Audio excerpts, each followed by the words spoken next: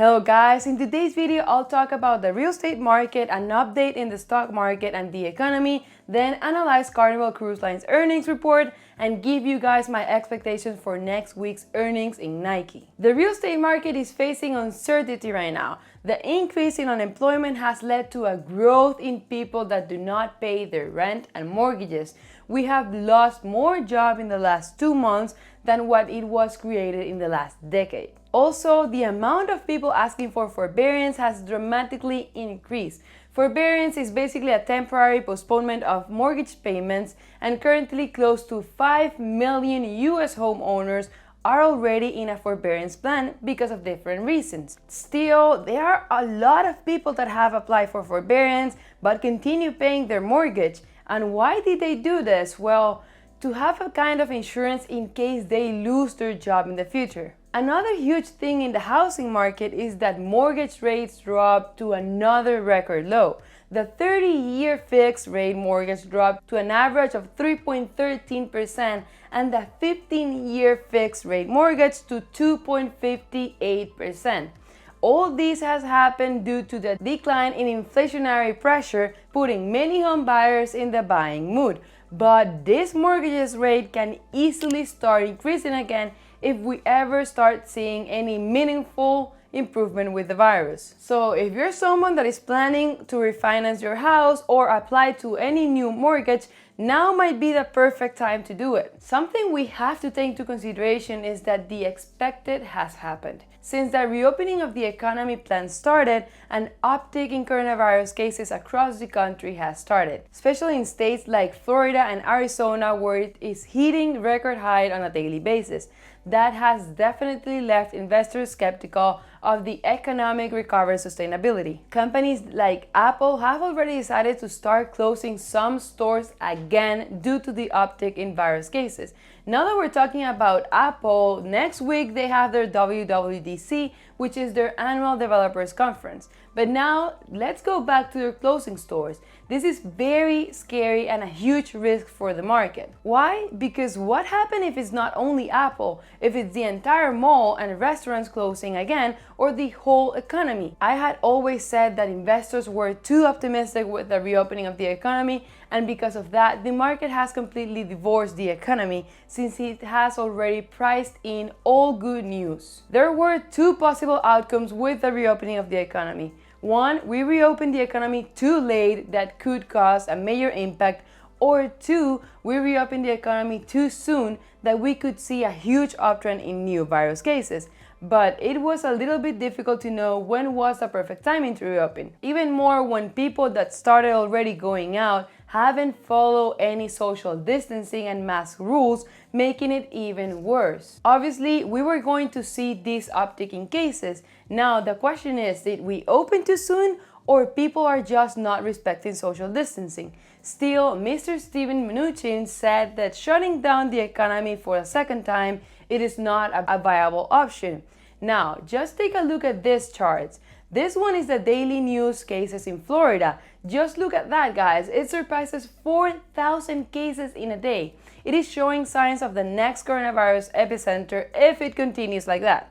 Then this one is Arizona, all-time high as well. And this one, the entire USA chart, which is increasing back again. It hasn't hit a new record, but if we continue like this, it could definitely get there if other bigger states like California or New York start seeing huge upticks as well. This is something you have to know and be aware of if you're investing in the stock market. Obviously, any person watching this video might think that I'm very pessimistic with the stock market right now. The truth is that I have always known that we are going to overcome this situation, just that this might not be the moment to be at almost all-time high in the stock market when the economy is worse than ever.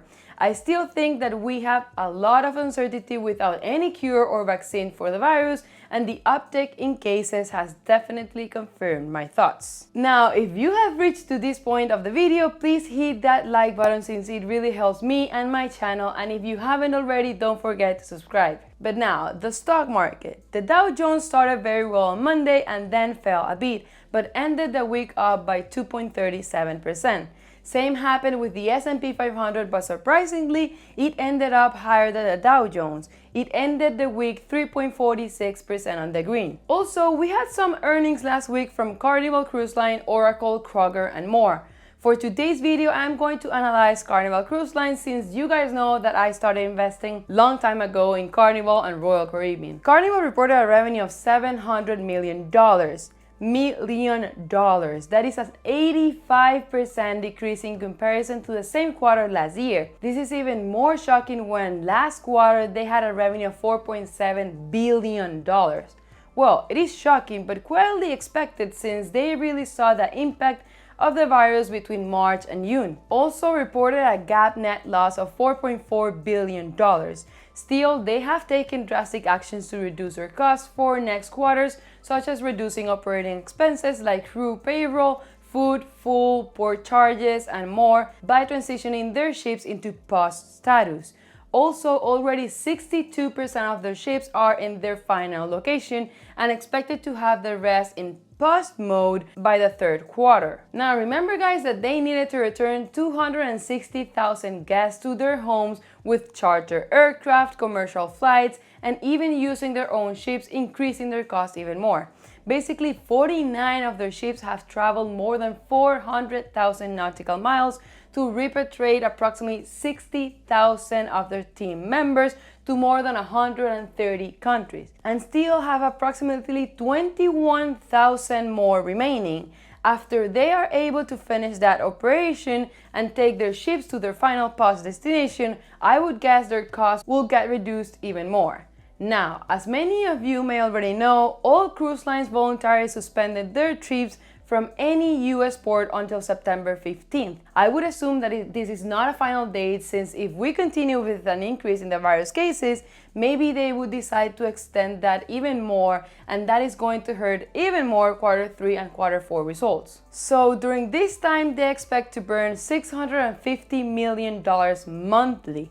As of May 31st, they had a liquidity of $7.6 billion, which if they really burn only $650 million monthly, then that should last for a little bit more than 11 months. Also, they are accelerating the removal of 6 ships which were already planned to be sold in the coming years.